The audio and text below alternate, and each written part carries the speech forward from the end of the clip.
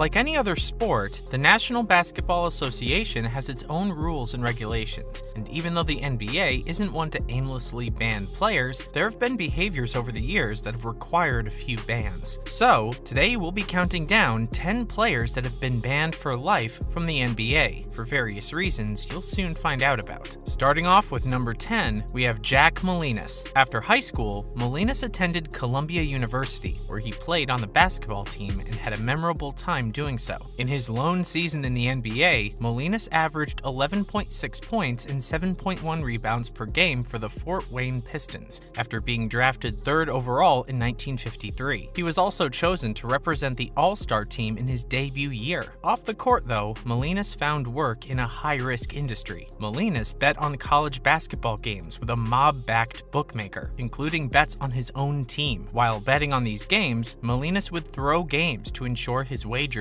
won. He'd also win games, but make a terrible pass or shot near the end to keep the game under the point spread. Aside from that, it was revealed that Molinas was a key figure in the 1961 game-fixing allegations, which resulted in the arrest of 37 players from 22 colleges. His game-fixing practices also harmed the careers of renowned players like Connie Hawkins and Roger Brown, the latter of whom eventually made it to the NBA. It wasn't long before Molinas was imprisoned for 10 to 15 years for game-fixing and bribing players. Molinas continued to engage in illicit activities even after his release. Next up at number 9, John Drew. Aside from game-fixing, substance abuse is another behavior that could lead to a ban from the NBA. John Drew was one of the athletes who suffered the brunt of the punishment. For a decade, John Drew called the NBA home, and he was renowned as a talented shooter while playing for both Utah and Atlanta. Between 1974 and 1985, John Drew played 11 NBA seasons and was a 2-time All-Star before receiving a permanent ban from the league for substance abuse. Despite his talent, he was forced to retire from the league at the age of 31. Drew was reputedly addicted to cocaine, an addiction he developed during the 1977 to 1978 season, and it was a habit that the 2-time All-Star couldn't shake. It wasn't until January 1986 that the NBA took action. Drew was banned by the league after being sent to the hospital in Salt Lake City for the 3rd time for drug addiction. Drew also had the worst drop-off in his career during his final season in the NBA. Following up at number 8, Richard Dumas. Richard Dumas was a 2nd-round pick, but he showed much promise during his first season, averaging 15.8 points and 4.6 rebounds per game. He had the tools for a long NBA career, but Dumas couldn't shake his drug addiction despite several chances from the league. To be fair, Dumas had a medical issue. He claims to have been diagnosed with manic bipolar disorder and social anxiety disorder. This made him nervous about the crowded venue and the bright lights of the game. Dumas claimed that he had to drink 6 packs of beer before the game to calm down. Unfortunately, in addition to drinking beer, he was also addicted to drugs. He says that he had been using drugs since he was 13 years old. He was permanently banned in 1993 after earning many suspensions for drinking and substance usage, and when he was reinstated 2 years later, he was banned again almost immediately after being found drinking. Moving on to number 7, Roger Brown. Brown averaged 17.4 points, 6.2 rebounds, and 3.8 assists per game over his 8-year career. Brown was also a 4-time ABA All-Star, and the Pacers retired his jersey. However, Brown would be barred from competing in the NBA due to his affiliation with Jack Molinas. Brown admitted to collecting favors from the Pistons selection pick, while not being accused of participating in any of Molinas' point-shaving schemes. As a result, then NBA Commissioner Walter Kennedy would promptly impose a ban on Roger Brown and Connie Hawkins. Fortunately for Brown, he was able to return to basketball. Despite not playing in the NBA, he was the first player ever signed by the Indiana Pacers. The Pacers were still in the American Basketball Association at the time, given that the Naismith Memorial Basketball Hall of Fame does not only feature NBA players. Brown's contributions to the Pacers also earned him a spot in the Hall of Basketball Legends. Now for number 6, Chris Washburn. Another player that met his fate as a result of substance abuse was Chris Washburn. Washburn was picked 3rd overall by the Golden State Warriors in the 1986 NBA draft. He was one of those highly hyped players that did not pan out in the NBA. Washburn had a successful undergraduate career at NC State. In 2 years, he averaged 16.4 points and 6.6 rebounds per game. However, his NBA statistics indicated differently. Washburn's NBA career was uneventful, with him averaging only 3.1 points and 2.4 rebounds per game. After 2 seasons, the NBA prevented him from ever returning to the league due to substance abuse. Unfortunately, his drug addiction affected not only his NBA career, but also his personal life. Washburn found himself visiting the drug rehabilitation center 14 times, and he even struggled financially because of it. Let's look at Roy Tarpley at number 5. The Mavericks had the 6th overall pick in 1986 and used it on Roy Tarpley, a power forward who played 6 seasons with the team and was twice permanently banned by the NBA. He unfortunately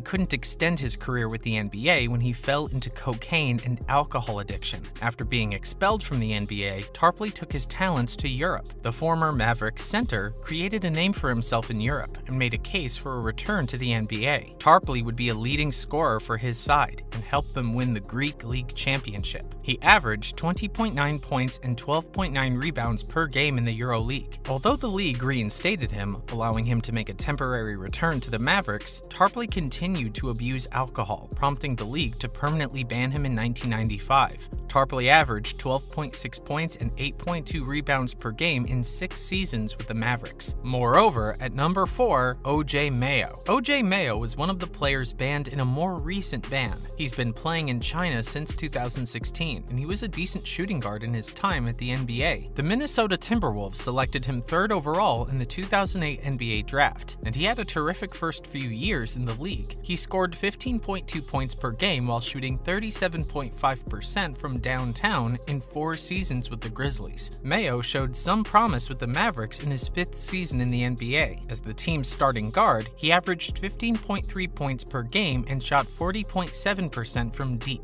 Mayo went on to join the Bucks for his final 3 seasons in the league, averaging 10.6 points per game off the bench. Mayo was discovered breaking the NBA's anti-drug policy during the 2016 offseason and received a ban that ended last season. And if he wasn't currently under contract overseas, he would probably be in the NBA right now. Next at number 3, Tyreke Evans. Tyreke Evans, a former 4th-round pick, has not lived up to some expectations, but he's still done well on the court, winning the NBA Rookie of the Year award in 2009 and 10, ahead of Golden State Warriors legend Steph Curry. After stops with the Sacramento Kings, New Orleans Pelicans, Memphis Grizzlies, and Indiana Pacers, he averaged 15.7 points, 2.9 rebounds, and 2.4 assists per game. Unfortunately, Evans was discovered to be in violation of the league's anti-drug program. This also came at a time when Evans was approaching free agency. Evans completed his sentence in May of 2021. With NBA contenders often looking to add depth to their squad, having a reliable scoring option like Evans may undoubtedly help. And with Evans returning to the NBA court, he'll be able to follow in the footsteps of former banned players like Chris Anderson. Now for number 2, we have Gene Melchior. Melchior, the greatest little man in basketball and a previous 2-time All-American at Bradley, was the 1st overall pick in the 1951 NBA draft. He does, however, have an odd distinction. He's the only number 1 choice in NBA history who has never played in the league. There have been numerous top draft picks who have flamed out, sometimes spectacularly, but none like the squeaky Melchior. Melchior was barred from the NBA for life for his role in the 1951 point-shaving scandal. The trouble started in 1949, while Melchior's team was competing in the National Invitation Tournament in New York. According to Melchior's testimony in 1953, a gambler from Brooklyn named Nick Angelises purposely bumped into a player inside the team's hotel. Soon after, Melchior and 2 friends found themselves in a meeting with 3 gamblers, who told us the colleges were getting rich on basketball and we ought to be getting something for it. Melchior's life was drastically altered as a result of the conversation. He had the potential to be an NBA icon. That, however, never happened. Finally, at number 1, we have Donald Donald Sterling. There's only one non-player on this list of all those banned by the NBA. Donald Sterling, the former owner of the Los Angeles Clippers, is that person. A tape capturing Sterling's chat with his mistress, V. Stiviano, which contained racial slurs, was made public in 2014. Sterling has a history of racist behavior toward people of color, including his athletes. Following the release of the recording, Clippers players vowed to boycott games, which head coach Doc Rivers supported. Additionally, Sterling's racist remarks were quickly criticized by the public. Because of the public outcry and the NBA's strong anti-racism stance, newly appointed Commissioner Adam Silver banned Sterling for life. Sterling was also fined $2.5 million